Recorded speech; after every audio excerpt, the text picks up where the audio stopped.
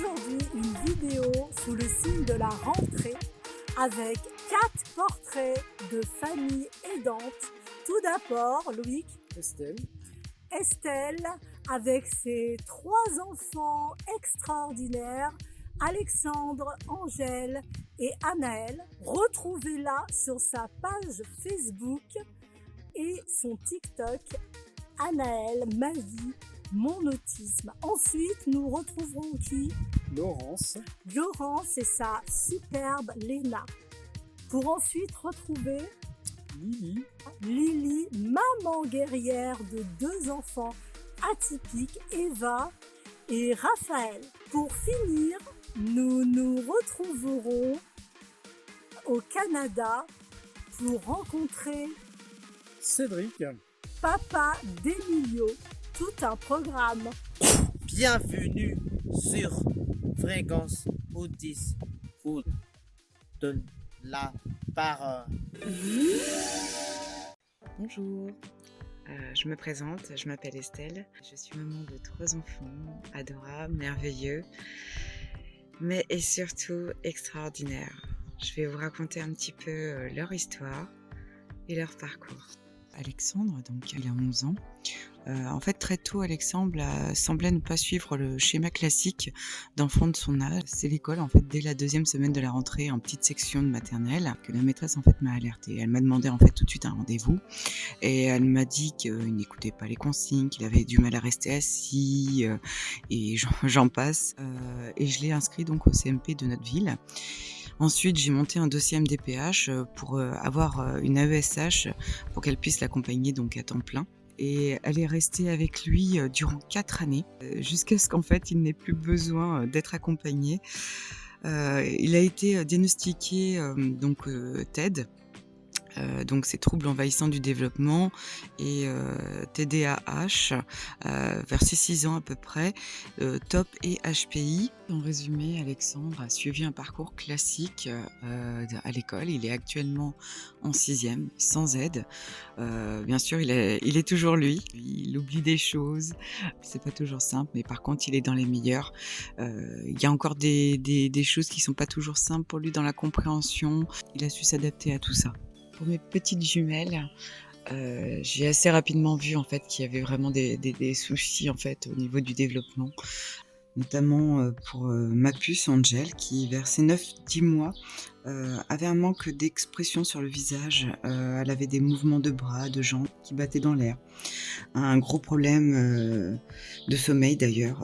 Donc j'ai sollicité le CMP, il y avait trop de problématiques. J'ai donc eu un suivi avec une psychologue et une éducatrice. Son entrée à l'école a été compliquée. Angèle n'allait pas vers les autres enfants, voire presque les repoussait.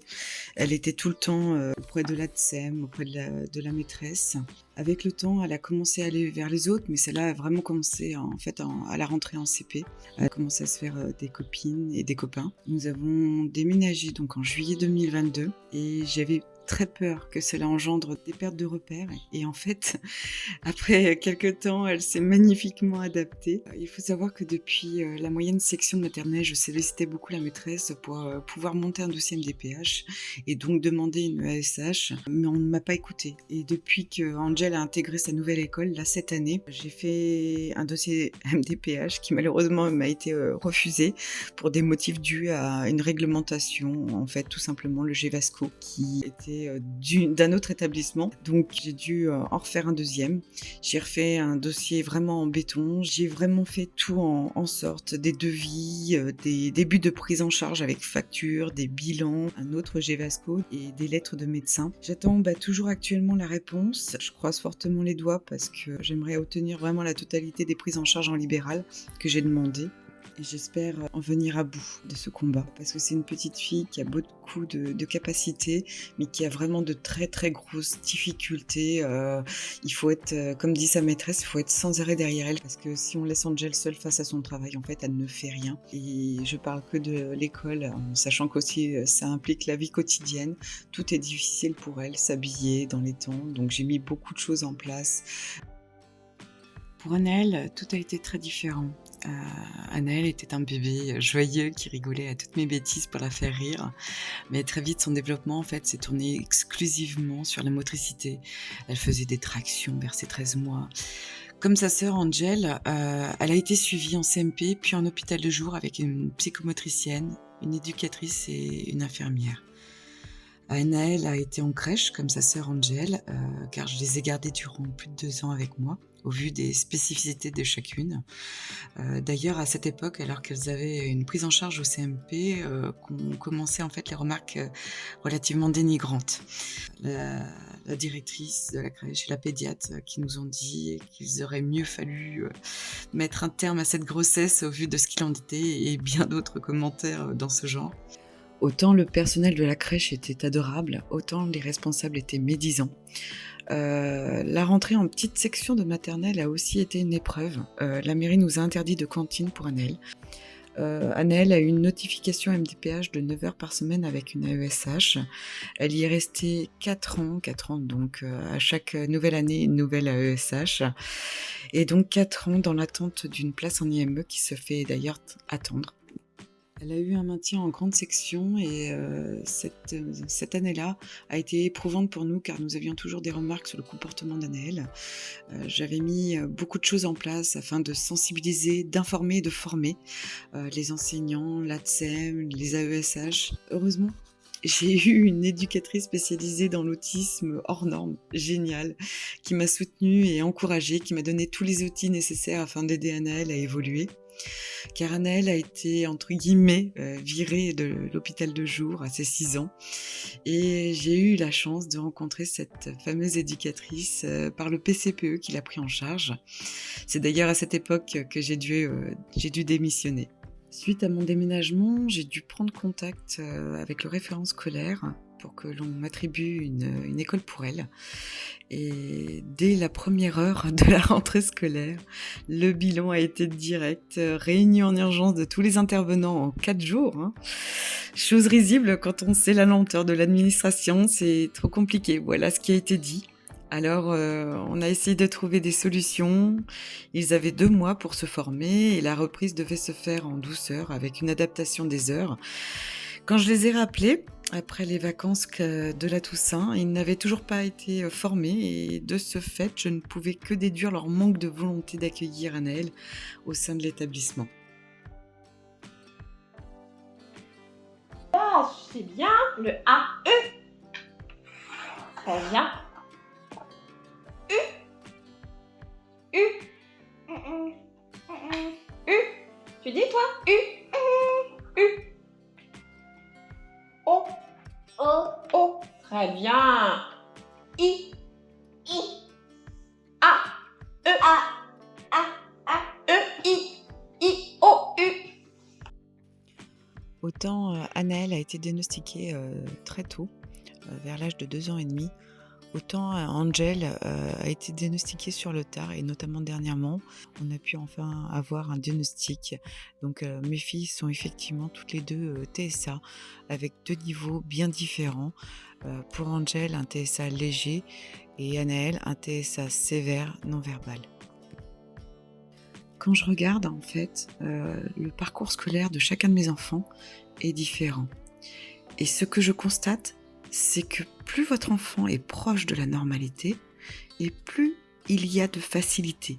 Plus vous vous en éloignez, plus vous avez d'obstacles à surmonter. Ça ne devrait pas être un combat. Ça devrait tout simplement aller de soi. Donc pour résumer, en fait, Alexandre va passer en 5e, en classe normale, au collège.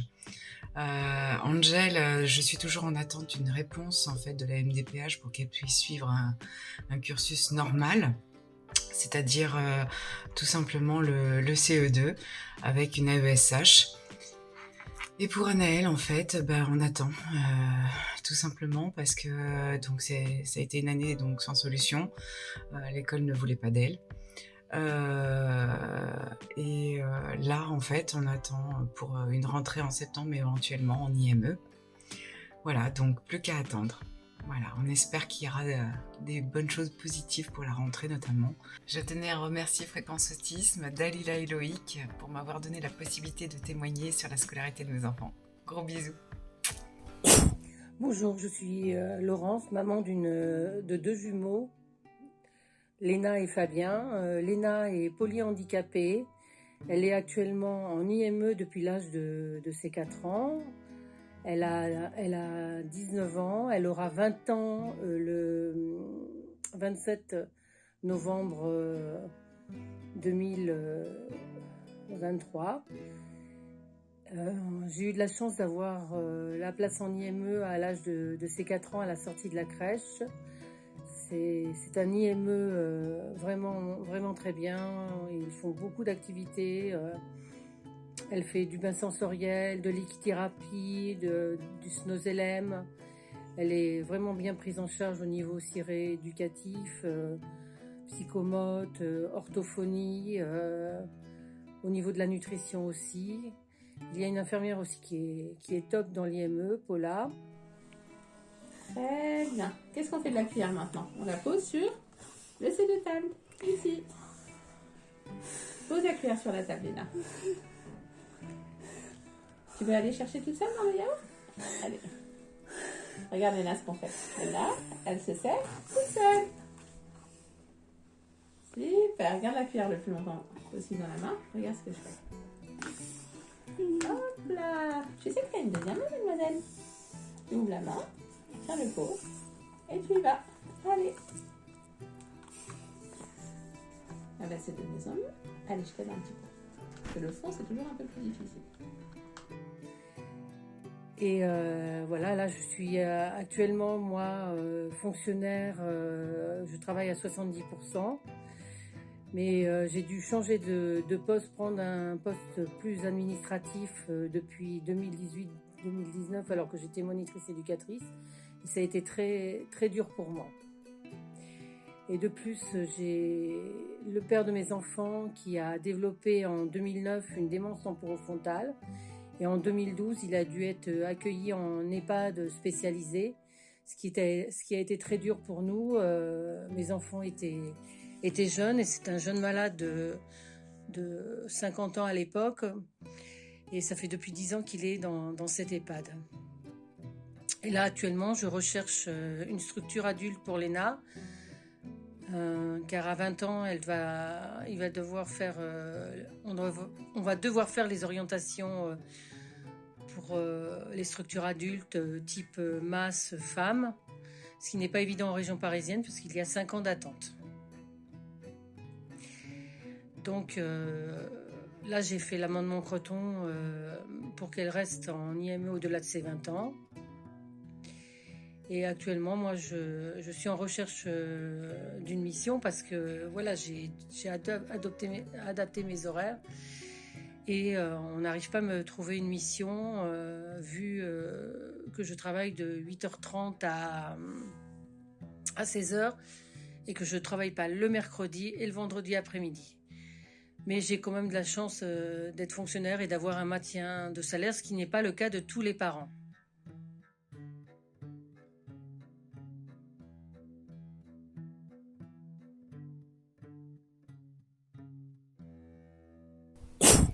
Bonjour, je m'appelle Rabat. Généralement, on me connaît sous le nom de Lily. J'ai 47 ans et je suis maman d'enfants atypiques. Je vais commencer par ma fille. Ma fille Eva a 16 ans. Elle est TDAH avec troubles d'opposition et avec impulsivité. Elle a des troubles sensoriels assez sévères, donc elle est très impactée côté sensoriel avec une hyperacousie sévère. Et dyslexique, dysorthographique et dyscalculie. Aussi une dyspraxie. Des troubles de sommeil. Là, elle a un suivi en libéral.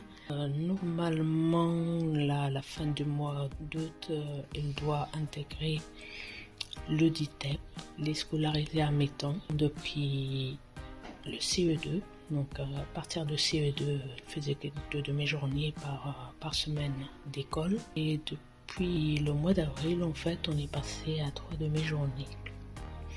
Donc là, scolarisé dans un lycée professionnel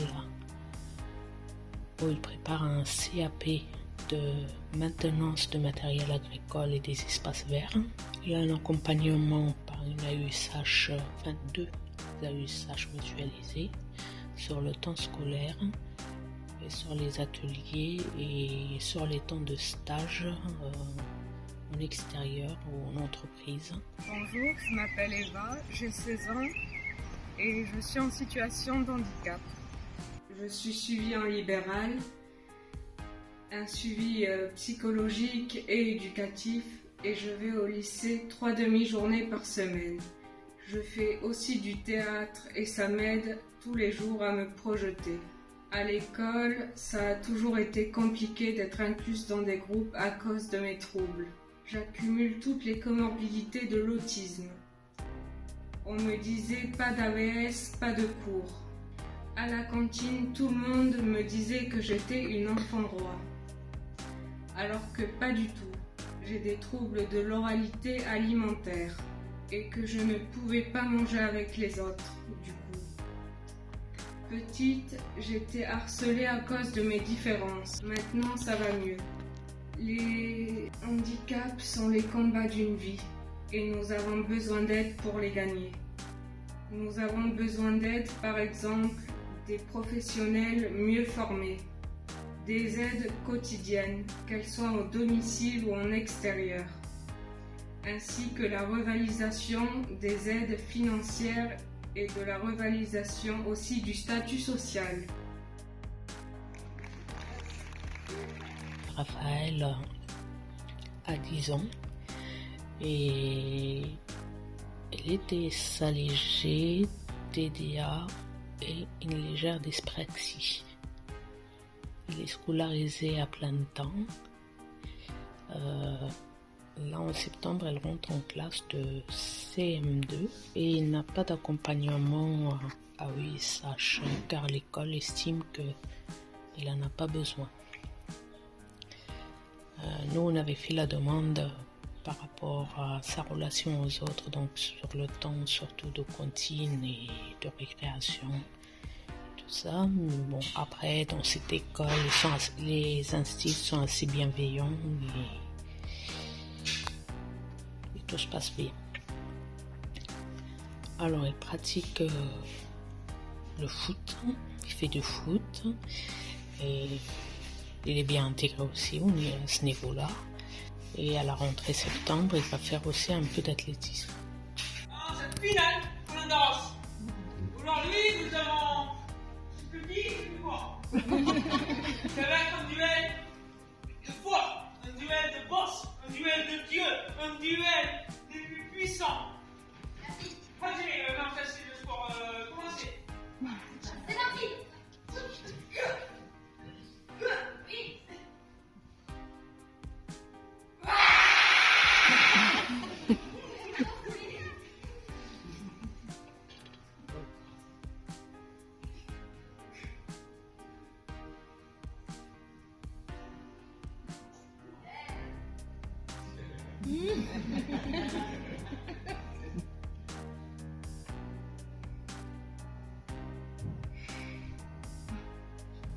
Bonjour les amis, j'espère que vous allez bien. Je m'appelle Cédric, je vis à Montréal, donc au Canada.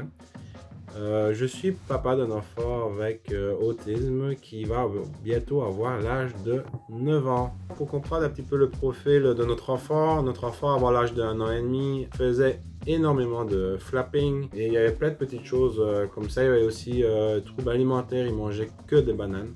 Donc voilà pour le profil d'Emilio avant l'âge d'1 an et demi. Il faut dire que aussi mon enfant est non-verbal. Donc ce qui nous a rendu vers le chemin du diagnostic, l'infirmière que nous avons rencontrée au moment de faire le vaccin de notre enfant. Quand elle a vu notre enfant, elle s'est dit qu'il était un enfant avec autisme. Donc elle nous a posé certaines questions, surtout par rapport au langage, sachant qu'en plus, même à l'heure actuelle, mon enfant est non-verbal. Elle nous a recommandé fortement d'aller remplir un formulaire qui était en ligne. Donc, chose que nous avons fait, nous avons rempli le formulaire. On a eu, après quelques mois, la rencontre avec l'assistante sociale qui a eu les questions avec nous. Et pour faire court, elle nous a vraiment recommandé de continuer le chemin vers le diagnostic. Une semaine après ou 2 semaines après, mon enfant devait rentrer en garderie. rentrant en garderie sa première journée. Comme tout parent, on ne s'attend pas à recevoir un appel après 3 heures. Donc 3 heures après, on reçoit un appel. Il faut venir chercher notre enfant à la garderie. On ne nous dit pas pourquoi, bien sûr, parce que c'est au téléphone. On va sur place, on nous explique, écoutez, que notre enfant ne pourra pas continuer à la garderie. Surtout que c'est une garderie qu'on avait cherchée pendant un certain temps. Les gardiens n'étaient pas formés et qui ne pouvaient pas avoir un œil sur un enfant qui partait à gauche en même temps que sur un groupe qui était à droite. Indirectement, ils nous ont suggéré aussi d'aller faire un diagnostic par rapport à ça. Donc, se retrouvant sans solution à ce moment-là, à la recherche d'un diagnostic. Ici, le diagnostic à Montréal s'était rendu à minimum 1 an et demi et ça tournait plus ou moins vers les 2 ans, ça avant Covid. Maintenant, après Covid, ça dure même plus longtemps pour avoir un diagnostic. Donc, c'était long, mais comme je suis quelqu'un qui cherche des solutions et qui ne m'arrête pas juste à un non, je suis tombé sur la diagnostic, mais c'est au privé pour le faire en 5 mois. Donc j'ai attendu plus ou moins 5 mois pour faire un diagnostic. Chose qui est très rapide, mais mon cas n'est pas une généralité. Je tiens à mettre ça à souligner par rapport à ça. Donc j'ai obtenu le diagnostic, mon enfant est TSA. J'étais déjà préparé depuis un certain temps et puis j'avais vraiment lu beaucoup de choses. Pour moi, diagnostic ou pas, je sais que mon enfant c'est point fort et c'est point faible par rapport à ça. Avec le diagnostic, on s'est dit, waouh, diagnostic, on va avoir droit à plein de services, génial! Et en fait, quand on reçoit le diagnostic, le premier mot qu'on apprend, c'est liste d'attente. Et puis j'ai dit liste d'attente, c'est ça? Liste d'attente. Donc, on n'a pas perdu de temps en l'inscrivant mon enfant à la pré-maternelle. C'est 2 ans la pré-maternelle ici, et puis à la maternelle. Donc pour la pré-maternelle, il n'y a pas de classe TSA ici. Ils mettent des fois des enfants avec autisme dans des classes maternelles. Mais des fois, ils ne font pas beaucoup de journées. Ça dépend des personnes qui s'occupent des enfants, s'ils sont capables de les garder ou pas. Donc c'est un petit peu du cas par cas. Mais moi, j'ai trouvé l'école où ils avaient une classe TSA pour la pré-maternelle ici. C'est, je pense, une des seules classes dans tout le Québec, en fait, spéciale TSA. J'ai eu vachement de la chance par rapport à ça parce que je me suis battu pour ça. Ici, c'est 2 années de pré-maternelle. Après, vers l'âge de 5-6 ans, là, c'est la maternelle. La maternelle, par contre, oui, il y a des classes TSA, on en trouve beaucoup plus. Donc il a été là-bas et puis il est passé en primaire qui à l'heure actuelle passe en 4e mais modifié. Modifié signifie qu'en fait ce sont des enfants, oui ils sont en 4e mais c'est pas pour ça qu'ils ont le niveau de 4e. Donc il y a beaucoup de choses à rattraper, énormément de choses à rattraper.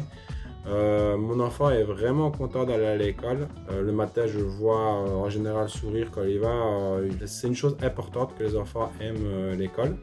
Il y a des choses bien et pas bien.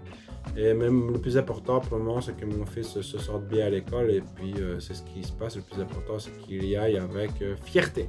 Et voilà, merci à toutes et à tous de m'avoir écouté. Et puis, n'oubliez pas que Fréquence Autisme, c'est pas non seulement génial, mais c'est aussi super! Fréquence Autisme, c'est déjà terminé. J'espère que la vidéo vous aura plu.